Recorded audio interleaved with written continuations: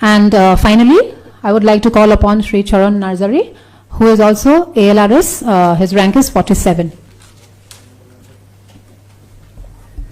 Namaskar, Honorable Chief Minister of Assam and respected guest and my dear friends.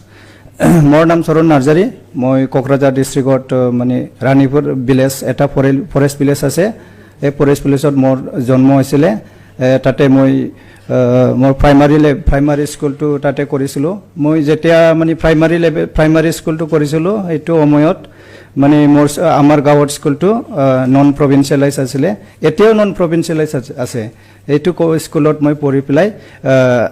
আহিছোঁ তাৰপিছত মই হাই স্কুলটো মানে জলাইশ্ৰী হাই স্কুলত পঢ়িছোঁ এই জলাইশ্ৰী হাই স্কুলো মানে নন প্ৰভিন্সিয়েলাইজ আছিলে যেতিয়া মই হাই স্কুল পঢ়িছিলোঁ তাতে মই মেট্ৰিক পাছটো 3rd ডিভিজনত হৈছোঁ 3rd ডিভিজন কৰি পেলাই মইতো হাইয়েষ্ট মাৰ্কছ পাইছিলোঁ মই 40% মাৰ্কছ পাইছিলোঁ মই হাইয়েষ্ট আমাৰ স্কুলত বড়ো মিডিয়াম তাৰপিছত মই কোকৰাঝাৰ গভৰ্ণমেণ্ট কলেজত সায়েন্সত এডমিশ্যন লৈছিলোঁ তাতে ফেইল হৈছোঁ মই সায়েন্স ষ্ট্ৰীমত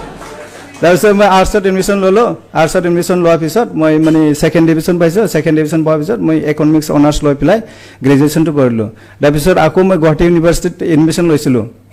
গুৱাহাটী ইউনিভাৰ্চিটি বেক থকাৰ কাৰণে তাতে মানে এডমিশ্যন মানে কমপ্লিট কৰা নাই মাষ্টাৰ ডিগ্ৰীটো পণ্ডিচেৰীত যাই পেলাই আকৌ মাষ্টাৰ ডিগ্ৰী কৰিছে তাতে মই মানে বহুত মানে ভাল লগৰ কেইটা লগ পাইছিলোঁ UPSC ৰিলেটেড চিভিল ছাৰ্ভিচ কি হয় মই আগতো একো গম পোৱা নাছিলোঁ এই চিভিল ছাৰ্ভিচ কি বস্তু তাতে যাই পেলাই মই উৰিষ্যা পৰা মানে তামিলনাডু মানে অন্ধ্ৰপ্ৰদেশ এই জাগাৰ পৰা বহুত মানে লগৰ কেইটা লগ পাইছিলোঁ ইহঁতে মোক মানে চিভিল ছাৰ্ভিচৰ কাৰণে প্ৰিপেয়াৰ কৰিবৰ কাৰণে ইহঁতে ইনস্পিৰেশ্যন কৰিছোঁ আমি যাম একেলগে যাম কিন্তু আমাৰ এটা প্ৰব্লেম আছিলে ফাইনেন্সিয়েল প্ৰব্লেম আমি গাঁৱত মানে মা দেউতা মানে এগ্ৰিকালচাৰ কৰে দেউতা কোনেও জব নাই মানে গাঁৱত মই ফাৰ্ষ্ট জব পাব কোনেও মানে জব নকৰে আৰু আমাৰ গাঁৱত এনেকুৱা মানে বেকৱাৰ্ড আছে এতিয়াও আছে মানে তাৰপিছত মোৰ দাদা এজন আছে মোৰ অলপ বিজনেছ কৰে এই মানে অলপ মোক ফাইনেন্সিয়েলি ছাপোৰ্ট কৰিছে দাদা মোক মানে ফাইনেন্সিয়েল ছাপোৰ্ট কৰাৰ কাৰণে মই দিল্লীত মানে UPSC কোচিং কৰিবৰ কাৰণে 2014ত আহিছোঁ মই দিল্লীত 2014ত পৰা মই UPSC কাৰণে কোচিং মানে লৈ পেলাই পঢ়ি আছিলোঁ তাতে সেইটো সময়ত মই বহুত ভাল মানে ফ্ৰেণ্ডছ লগ পাইছিলোঁ মোৰ মানে ইম্প্ৰুভমেণ্ট হৈ গৈছে মোৰ বড়ো মিডিয়াম আছিলে তাৰপিছত মানে ইংলিছত অলপ প্ৰব্লেম হৈ আছিলে এইটো মই মানে ইম্প্ৰুভ কৰিলোঁ লগৰ কেইটাৰ লগত মানে ডিছকাছ কৰি পেলাই পঢ়ি পেলাই 2014ত পৰা এতিয়াই মই 2026 ইয়াৰ্ছ মই চিভিল ছাৰ্ভিচ ষ্ট্ৰাগল কৰিছোঁ য'ত মানে APSC মই 3বাৰ মানে এটেম্প কৰিছোঁ 3বাৰো বাইবা গৈছিলোঁ মই